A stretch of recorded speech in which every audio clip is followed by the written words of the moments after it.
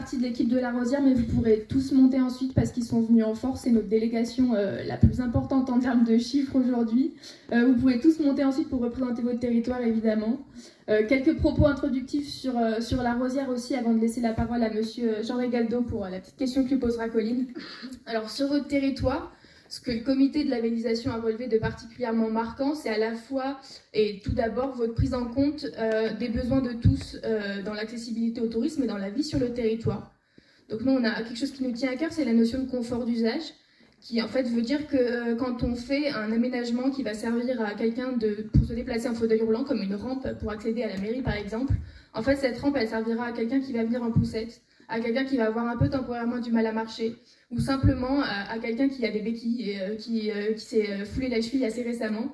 Et donc cette notion de confort d'usage, elle est très importante pour permettre le confort de tous sur le territoire, les habitants comme les visiteurs.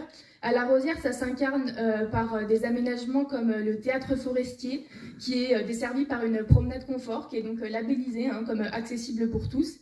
Et ce théâtre forestier, qui est quand même une pépite, un endroit assez exceptionnel de votre territoire, est lui-même accessible pour tous les publics, ce qui a été noté par le comité de labellisation. Ça s'incarne aussi, cette accessibilité sur votre territoire, par de plus petits détails, comme la hauteur à laquelle sont mises les loquets et les verrous qui peuvent être accessibles donc, pour les personnes qui sont en fauteuil roulant ou même pour les enfants. Donc c'est vraiment, ça se cache dans les détails et on vous félicite fortement pour cette prise en compte qui est très complète. Et enfin, à La Rosière, ce qui a été noté aussi, c'est parmi vos forces en fait, d'expérimentation, de tests. Vous n'avez pas peur de vous lancer, vous n'avez pas peur d'essayer des choses parce que ça ne fonctionne pas. Et l'ensemble des initiatives que vous nous avez citées tout à l'heure, Didier, qui sur la mobilité notamment sont assez importantes sur votre territoire. Et puis quand même, il faut qu'on mentionne le chargé du bonheur qui est recruté à La Rosière.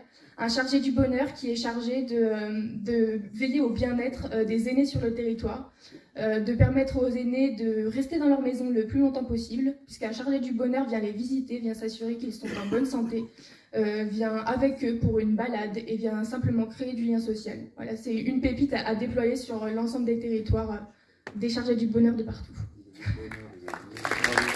Merci beaucoup. Félicitations du coup pour ce premier flocon vert. Il y a eu du coup donc un recrutement de chargé du bonheur, mais vous êtes aussi donc en train vous avez ouvert un poste et vous êtes en train de recruter une personne, un ou une responsable développement durable qui va entre autres faire vivre la démarche flocon vert. Et j'aurais voulu savoir qu'est-ce qui vous a poussé à ouvrir ce poste déjà, et quels sont les objectifs que vous êtes fixés, et qu'est-ce que vous allez dire le premier jour à cette personne qui va arriver, vers où il faut aller. Tout d'abord, merci beaucoup pour ce prix au nom de toute l'équipe de La Rosière, la mairie, l'Office du tourisme et Domenscable, et puis tous ces sociopros. Et effectivement, toutes les actions qui ont été citées, elles sont le fait d'un travail vraiment collectif où chaque entité, chaque sociopro s'empare du sujet et on se challenge aussi les uns les autres. Et quand on part sur un objectif, il y a le confort d'usage a été cité. On y va tous ensemble. Il y a aussi les écoles de ski qui sont, l'ESF en particulier, très moteur sur ces sujets-là. Donc à La Rosière, il y a une force de travail collectif et c'est pour ça que dans un premier temps, on s'est engagé dans la démarche flocon vert sans chargé de mission, sans accompagnement particulier, parce qu'on voulait d'abord travailler ensemble, partager nos bonnes pratiques, voir quels axes on souhaitait mettre en avant sur la suite de la démarche. Donc on a fait tout ce travail-là de labellisation sans poste spécifique, et on est arrivé au constat que pour aller plus loin, pour engager d'autres actions, aussi pour avoir un chef d'orchestre au niveau de la station qui pourra nous accompagner et emmener les sociopros qui seraient encore un peu en retard sur les sujets de développement durable.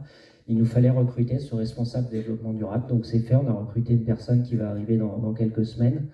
Et la particularité de toute la démarche, depuis la labellisation jusqu'au recrutement de cette personne, c'est que tout ça est cofinancé à chaque fois par la mairie, l'office, le Domenscable, et que vraiment on travaille ensemble, que ce soit en comité de pilotage, en financement de ces opérations-là, etc. Merci voilà, un vrai travail collectif.